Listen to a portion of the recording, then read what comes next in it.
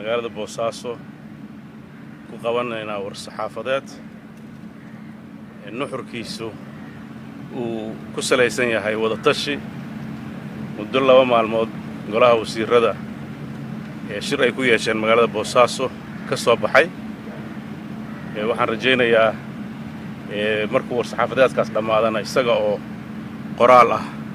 inuu wadbaahinta soo gaari doono sida aad la wada socotaan muddadii u dambaysay waxaan ku maqnaa dalka Kenya halkaas oo aan shirar aad u fara badan oo ku saabsan wada tashiyo dawladaha walaalahaan nahay iyo kuwa saaxiibadan nahay iyo kuwa Soomaaliya daneeya ee safiirada kule badankooda aan ku kulannay siyaasiyiin badan oo Soomaaliyeed oo heerar kala duwan isugu jira kuwa xilal hore soo qabtay iyo kuwa xilal hadda haya kuwa golayaasha ee labada aqal ku jira iyo dad fara badan oo danaha Soomaaliya runtii walwal badan ka hayay ayaan halkaa ku kulannay waxaan sidoo kale ku kulannay madaxweynaha dawladda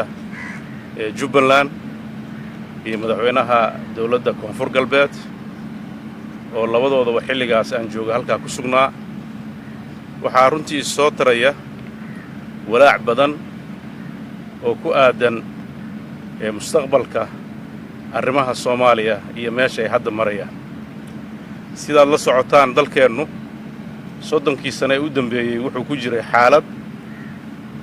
runtii marxalado kala duwan ah xaalado dagaal sokeeya ay dalku haleeleen dadka Soomaaliyeed badankoodu kala irdhoobeen dhiig fara badan oo ku daatay tacadiyo badan ay dhaceen waxaa markiiba barbar socday waxgarad fara badan iyo dad badan oo Soomaali u soo gurmaday oo ka shaqaynayay sidii wixii dhacay looga gudbi lahaa waxyaabihii sababay loo soo afjari lahaa dib ay dalku u qaban lahaa waxaad ogtiin 10 sano ee ugu horreeyay Soomaaliya shirarkii dhacayay laguma guulaysan unug dawladeed oo amba qaadi kara 2000 ayaa markii ugu horreysay carta waxaa lagu yagleelay maamul kaasoo inta badan dadkii dalka Soomaaliya deegaanadiisa ka talinayay ay diideen xilligaasoo maamulka Puntland iyo maamulka Somaliland oo kaliya wax maamul ah oo nidaam dawli ku shaqeeyay ka jireen deegaanada Soomaaliya inteeda kaleetana ay hogaamiyaal bulshadooda markaas sababo kasta ha u joogaane matala ay joogeen iyo bulsho rayid ah iyo dad siyaasiyiin ah oo markaa maamulka gudaha dalka aan saamayn weyn ku lahayn shirkaas inkastoo sidaa loogu kala aragtiduwanaa haddana wuxuu helay ta'yiid caalami ah waxaa markii ugu horreysay lagu guulaystay in United Nationka si rasmi ah looga qayb galo calankii Soomaaliya dib loo soo iqleelo loo taago guud ahaanna halkaas ka soo baxdo dawlad caalamku aqoonsan yahay in ka mid ah waxyaabaha u waaweyn oo u baahan in wax laga qabto oo runtii isbeddelada abuuray waxay ahayd inaysan ku filnayn caalamka oo aqoonsan kaliya laakiin ay u baahan tahay dadka Soomaaliyeed inay wada hadal iyo isqancin dheeraad ay galaan iyagoo ka tashanaya ayahooda waxaa halkaa ka dhashay shirkii Embagati 2004 oo kii Eldoret oo isku xigay ugu dambeyn dadka Soomaaliyeed falanqayn dheer waxay ku heshiiyeen in nidaamka federaaliga ah uu yahay nidaamka kaliya ee dadka Soomaaliyeed ay ku heshiin karaan oo ay wax ku qaybsan karaan oo dawladnimadooda ku dhisi karaan fursadna u noqon karta dadka walaalaheena ee Somaliland oo runtii ku dhawaaqay inay gooni isu taageen loo heli karo fursad ay dalka dib ugu soo noqdaan iyaga oo marka si dhab ah loo wada hadlo tabashadoodana laga jawaabo laysna qanciyo waxaas loo sameynayay waxaa la tiigsanayay in la helo dawlad Soomaaliyeed oo deggan oo sal adag oo dadkeedu ay ku qanacsan yihiin una adeegta lena sifooyin sharci ah iyo qanaaco shacbi ah runtii Puntland oo 98 la aasaasay marxaladahaas soo socday intii 8 sano ugu horeysay waxay ku jirtay marxaladihii dalka Soomaaliya haleelay inay iyadu ay ka badbaado iska difaacdo cidii markaas duulaan ku ahayd dadkeeda ay wada tashi geliso xaaladahooda gudaha ay xalistaan khilaafaadkii yimid ay dhinac isaga dhigaan kadibna waxay ku heshiiyeen inay dhistaan maamul dawli ah oo leh sifo sharci ah iyo mid qaanuuni ah iyo mid taageero shacbi ah taasaas heshay in maanta meesha aan joogno iyo heerka ay Puntland joogto mirahaas ayaan guranaynaa waan ku faraxsanahay taariikhdaas dheer ee Puntland soo martay dadkii ka soo qayb qaatay qayb ka mid ah maanta dadka halka jooga inay yihiin waxaan rajaynayaa inta kale oo maqanna meel kasta ay joogaan inay weli diyaar u yihiin inay ilaaliyaan deganaanshaha iyo midnimada dadkooda dowrkaas Puntland wuxuu isugu jiray xilliyadii burburku dhacay waxa ay boosaaso iyo magaalooyinka waaweyn markaa jiray ay martigeliyeen dadkii walaalahooda ahaa ee deegaanadooda ay dhibaatada ka jirtay waxay u fidiyeen taageero dhaqaale waxay u fidiyeen taageero talo waxay u fidiyeen taageero siyaasadeed iyo garab istaag waxay qayb ka qaateen xallin khilaafaadkii waxa u baahan in la xuso iyadoo 3 sano dagaaladii qaraaraa iyo isnacaybkii iyo kala irdhowgii jiray dalka in madaxweyne Cabdullaahi Yuusuf Allah u naxariistay oo Muqdisho ka degay oo xilligaas oo Jenaraal Caydiid ahaa dadka dagaalada ugu badan hogaaminaya dalka oo dadkii kale ka diiday shirkii Addis Ababa inuu isagu u sameeyay sacrifice uu dalkiisa uu Muqdisho ugu tagay oo uu runtii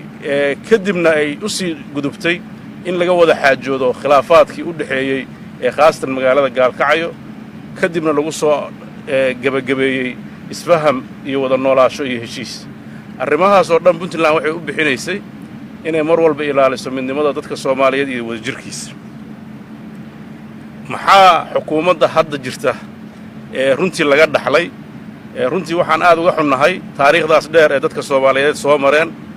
oo ku saabsaneed garnaqsiga maaragtay isqancinta iyo hor u socodka oo ahayd in wixii lagu heshiiyey la wada ilaaliyo waxa aan heshiiska markaa lagu hayna la wada fogoro la isugu dulqaato ilaa laga qancayana la gaaro waxay Puntland ku qanacday oo muddo dheer ay u dulqaadanaysa iyadoon raalli ka ahayn nidaamka siyaasadeed dalka ku jira ee 4.5ka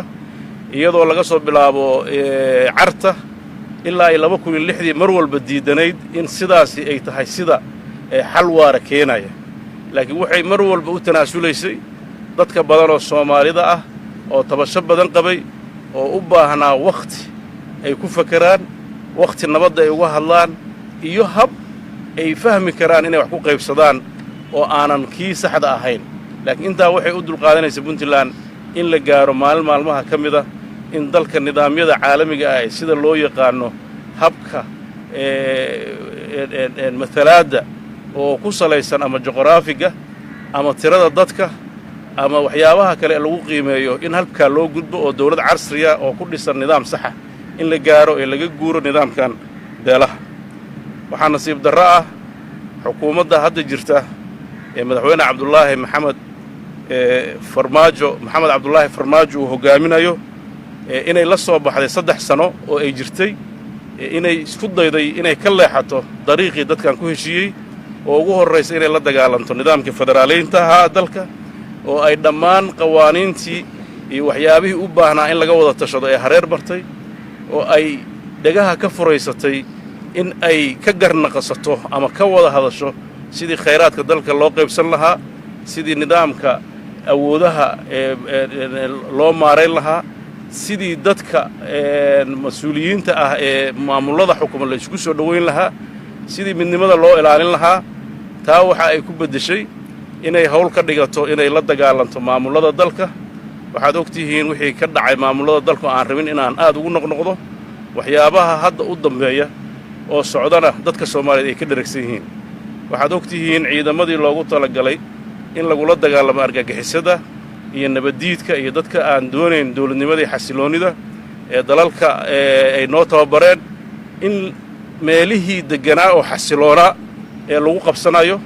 waxa ka socda gobolka Gado oo ah magaalooyin xasiloon oo shabaabka ka xoreysnaa magaalooyinka Doolow balad xaawo luuq in ciidamo lagu daadguraynayo ciidamo la yiraahdo haramcad waxyaabaha yaab kale waxa weeye haddii haramcad loogu talagalay inuu ariga reeraha uu dawacada cunaysa ka cunana oo shabaab loogu talagalay tale ahaan lahayd laakiin haramcad xoolihii iyo dadkii cunaaya runtii waa arrin aan fiicnayn suurad xun ka dhalinaysa Soomaalida dhexdeeda u abuuraysa nidaam dadka Soomaaliyeed ay ka soo doogayeen oo ah in qod caaradiisa la isku maamulo arrimaha noocaas runtii waxay walaac gelinaysaa Puntland sida hadda wax ku socdaan hadday ku sii socdaan waxaan halka marka jeclahay falanqaynteena oo qoraal iyadoo soo bixi doonta aan ka soo jeedinayaa waxa ay xukuumaddu isku raacday inay bulshada reer Puntland u soo jeediso in la isugu yimaado shir wada tashi ah oo looga tashanayo aayaha Puntland iyo mustaqbalka Soomaaliya sidoo uu ekaan lahayd iyo waxyaabaha caqabada ku noqday dawlad dhiska dalka Soomaaliya siday muwaaqif midaysan uga qaadan lahayd waxay xukuumaddu ku baaqday 15 bisha saddexaad 2020 magaalada Garowe la isugu yimaado shir wada tashi ah oo ay ka qayb gali doonaan dhammaan golayaasha dawladda heer federaal iyo heer state waxaan ugu baaqaynaa xubnaha labada gole ee dawladda federaalka u matala Puntland inay shirkaas ka soo qayb galaan waxaa sidoo kale ugu baaqaynaa siyaasiyiinta reer Puntland ismada reer Puntland waxgaradka aqoon-yahanka ururada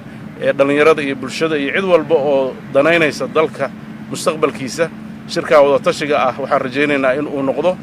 mid si wanaagsan loo abaabulo oo ay ka soo baxaan waxyaabo udub dhaxaad u noqon doona adkeynta midnimada reer Puntland iyo dowrka ay ku leedahay reer Puntland dib u dhiska dalka Soomaaliya sidoo kale waxa ay halka baaq u soo jeedinaysaa xukuumadda Puntland dawladda federaalka ah madaxweyne Maxamed Cabdullaahi Farmaajo iyo ra'iisul wasaare Xasan Khayre oo ah iyo labada gole ee baarlamaanka in ay dib u milicsadaan hanaanka dawladdu ay ku socoto oo ay wada tashiga iyo falanqaynta arrimaha xasaasiga ah ay ka wada shaqeeyaan inay ka waantowdo waxyaabaha ay ka sameynayso dadka Soomaaliya dhaxgalada aan fiicnayn iyo dhaqaalihii dalka oo lagu burburinayo sidii nidaamka dawladnimo loogu ciyaari lahaa waxaan kaloo halka baaq uga direynaa xukuumadaha dawladaha xubnaha ka ah dawladda federaalka ah oo iyaguna aan rajaynayo badankoodu inay marayaan marxalada aad u adag oo ay badankoodu wajaheen marxalada dhaqaale iyo kuwa amni iyo dhulkooda inta badan ay argagixiso ay joogto waxaan la qaybsanaynaa dhibaatada haysata waxaan diyaar u nahay inaan kala qayb qaadano sidoo kale waxaan ku boorinaynaa inay iyaguna kaalin ka qaataan isu keenidda dadka Soomaaliyeed ee hadda xaalkiisu adag yahay waxaa sidoo kale baaq u direynaa siyaasiyiinta iyo waxgaradka dadka Soomaaliyeed meel kasta ay joogaan inay qadiyadda Soomaaliyeed oo waqti badan la soo baxshay oo maal iyo waqti miir badan ku soo baxay oo bulshada caalamku hadda intii aan ka soo arkay ay quus taagan yihiin oo aan ka baqayno in qadiyadda Soomaaliya dhagaha laga laabto dadku xiiseyn waayaan intaa in ka badan inay u muuqato dhaqaalihii iyo canshuurihii dalalkooda ay ka keeneen in god lagu gurayo waxaan u baahannahay arrimahan cakiran inaan ka baxno waxaan u baahannahay heshiis adag oo dhab ah oo aan cid iyo koox iyo qof uusan ku xadgudbi karin oo la ilaaliyo waxaan ugu baaqaynaa dadka Soomaaliyeed iyagana diyaarna u nahay in ay iyaguna arrimaha Soomaaliya ay ka tashadaan oo annaguna aan diyaar u nahay inaan taladaas qayb ka ahaano meel kasta oo lagu qabto iyo goob kasta weliba haddii nalaga codsado aan diyaar u nahay inaan deegaanada Puntlandna aan ku martiqaadno sida ay u tashanayso reer Puntland dadka Soomaaliyeedna inay u tashadaan waxaan mar labaad aan rajaynayaa in ay baaqan cid walba uu ku socdo ay si waafi u dhageysato ay garnaqsato aysan ka qaadin colaad hor leh bal ay ogaato in ay si dhaba inaan maanta hadalno waxaan ugu kallifay wax badan ayaan madaxda dawladda Soomaaliya la hadalnay wax badan ayaan xiriir la sameynay wax badan ayaan ka codsanay in sida lagu socdo wax laga bedelo laakiin waxaa muuqata aamuskeena inuu dhibaatada qayb ka noqday oo annaga ruuxadeena loo qaatay inaan raalli ku nahay sida wax u socdaan marka Puntland inay cadayso waxa socda inay raalli ahayn golayaheedii xukuumadda ay u matalayay mas'uuliyadda fulinta lahaa ayaa go'aankaas qaatay waana rajaynaynaa golayaasha kale ee dawladuna inay sidaas oo kale dareenkooda uu cabiran yahay maxaa yeelay xukuumaddu markii go'aankan ay qaadanaysay ma aha wax iyada ka soo fulay waa dareenka shacabka iyo talooyinka nooga imaanayay ama xubnaha baarlamaanka ama dadka kaleeto ee maaragtay mas'uuliyiinta ee dalka joogay iyo waxgarad fara badan oo runtii iyaga naftirkooda walaac qaba ugu dambeyn waxa hadalkay ku soo koobaya in dadka reer Puntland meel kasta ay joogaan ilaaliyaan midnimadooda wada jirkooda ilaashadaan wanaagga ay haystaan dawladooda ilaashadaan horumarkooda ilaaliyaan waxaan halka baaq uga dirayaa dhalinyarada Soomaaliyeed ee waayadan dambe aad khibradda ugu yeeratay xagga media waxaan baaqayga aan oranayaa ciidanka dad difaaca maaha kuwa qalabka sida ee militariga iyo hubka sito kaliya wuxuu u baahan yahay dadka Puntland dad difaaca oo afku difaaca waxaad ogtihiin casriga hadda jira ee media wuxuu lagu soo siiday waliba dawladda Soomaaliya adeegsataa askar fara badan oo si xun u dhaqmaysta oo media gashay oo dhalan habaabinaysa dadkii public opinionka ra'yigiisa oo fidna ka shaqaynaysa oo waxaan jirin shaqo ka dhigata lacagtii dadka Soomaaliyeed lagu horumarin lahaa waxaa lagu baabi'iyay arrimo kaleeto oo aan dalka wanaag u ahayn intaa marka aan ka tago waxaan rabaa qodob xasaasi ah inaan si gaar ah u ishaaro oo qodobka ku saabsan arrimaha waxbarashada runtii Puntland ma rabo inaan maanta halka ka sheego taariikhdeeda waxbarasho iyo meesha ay soo martay laakiin waxaa ugu filan Puntland in dhammaan hay'adaha tacliinta ka shaqeeya ee Soomaaliya ay mar walba oo ay qiimeyn ku sameeyaan tacliinta Soomaaliya ay numberka koowaad siiyaan Puntland sida loo fidiyay tayada tacliinta sida loo maamulay iyo sida aanan eexda lahayn ee inta badan ardada Soomaaliyeed loogu xaqsooro xilliyada ama imtixaanada ay jiraan ama ay jiraan scholarship-yada Puntland macsuum maaha qaladaad uu dhici karaa muddo dheer laakiin waxaa sharaf ii ah inaan anigoo naftirkay ka mid ahaan jiray dadka tacliinta ka shaqeeyay qiimaynteedana dad badan uga fiican waxaan qirayaa tacliinta Puntland inay meel wanaagsan oo lagu faani karo ay haysato ayna ka mid tahay waxyaabaha ugu waaweyn ama makaasibta ugu waaweyn ee Puntland 30 sano gaartay oo u baahan inay ku faraadegto arrinta ku saabsan shahaado sideedaba waxaan fiicnaan lahayd inkastoo aan ka xumaa inaan halkoo kale ku sharxo waa aqoonsasho ardaygaasi inuu fasalkaas imtixaan u fariistay muddadaasna uu soo dhiganayay macno kale oo ay leedahay ma leh waxaan la leeyahay shahaadada qaranka iyo wax ka jira ma jiraan wax qaran uu bixiyo uu leeyahay oo dadka oo dhan ka dhaxeeya baasaboorka ka jira in dadku aad u fahmaan way shahaadadu waxay ku xiran tahay hadba ciddaas gacanta ku haysa aniga oo madaxweyne ah ma bixin karo shahaadada iskuul ku yaala magaalada Baargaal saa waxba kama ogiye waxa bixin kara oo ogaan kara oo sixi kara macalinka iyo maamulka iskuulkaas jooga waxa la rabaa waxyaabaha yaab kale oo wasiirka waxbarashada federaalka aan leeyahay wuxuu leeyahay shahaado suur kama noqon karo hadday Puntland maamulkeeda waxa ay tiraahdo waxaas waa waxaas ay dawladda federaalka sheeganaysa leedahay ma in aqoonsanin ma haddaan annagu fiirin waxaa halkaa ka dhadhamaya nidaamka ah dalka in hal meel looga taliyo waxaa halkaas uu taxaddi ku yahay nidaamkii federaalka ee dadku heshiiyeen waxaa marar badan dadku celiyaa waa wax wanaagsan in la sameeyo centralized kelmadda centralized dalku waa markuu yahay xukun dhexe uu leeyahay dalkan waa decentralized waa federalism state walba shu'uuntiisa isagaa u madax bannaan inuu maamusho dastuurkaana faraya marka laga tago lacagta dalka jinsiyadaha xuduudaha iyo ciidamada qaranka 4 qaybood baa lagu soo koobay inay dawladda dhexe leedahay waxa kaleeto wada shaqayn baa laga rabaa wada shaqaynta annagu maanta aan arkayno iyadoo dalka Soomaaliyeed manhaj midaysan uusan lahayn iyadoo dalka Soomaaliyeed standard tacliimeed oo isku mid uusan lahayn iyadoo dadka Soomaaliyeed waxa loo dhigaayo aan shaki qabno waxaad maalin dhow idaacadaha ka maqlayseen nin jaamacadaha Muqdisho ka dhigaayay oo la yiri wuxuu ahaan jiray al-shabaabka madaxdiisa waxaan noocaas annaga wax kuma darsan karno waxaan u sheegaynaa dhalinyarada iyo dadka Soomaaliyeed Puntland iyadoo dawlad Soomaaliyeed jirin ayay ardaduna ka garaaj gooran jirtay jaamacadaha dhigan jireen marka yaana lagu buuq lagu furin shahaado xamar laga bixiyo mustaqbalkiina kuma xirna taas ay inii sheegaya anaa inii garanti gareynayna shahaadooyinka hadda xamar waa laga bixiyaa la yiraahdaa ee suuqyada bakaaraha xamar lagu gado waa ceeb in dawlad qof mas'uul ah inuu waxaas oo kale meel la yimaado waan ka xishoonnay inaan ka jawaabno waana ka digaynaa dadkeena in lagu jaha wareeriyo dadka noocaas oo kale in loo jawaabana ma mudno xaqiiqada marka loo hadlo marka waxaan rajaynayaa in dadka dhalinyarada